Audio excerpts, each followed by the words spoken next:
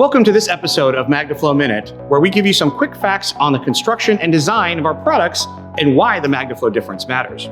Today, we're talking specifically about tubing for our catalytic converters, so let's go ahead and get started. Because it is highly corrosion resistant against everyday wear and tear, most modern vehicles are equipped with a 16-gauge 409 stainless steel from the factory. MagnaFlow uses the same 16-gauge 409 stainless steel in all of our catalytic converters. Even though surface rust may form, 409 stainless steel is less susceptible to rust through. When you're looking at a product with 409, you'll find that there might be some surface rust, as you can see on some of these areas here.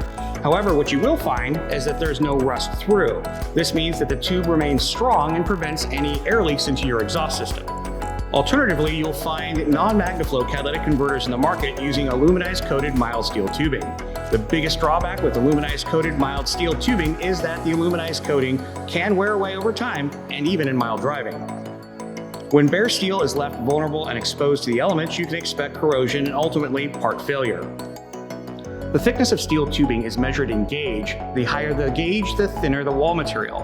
MagnaFlow uses a 16-gauge wall thickness at 0.65, but it's common to find an 18-gauge which is measured at 0.49. That is a thinner material, even though it has a higher gauge number. The 18-gauge tubing doesn't have the same strength or rigidity as the thicker wall 16-gauge. The 18-gauge is more susceptible to road conditions, which can damage the structural integrity or even change the functionality of the catalytic converter. Tune in to the next MagnaFlow Minute for another easy reason why we should be your #1 choice for catalytic converters.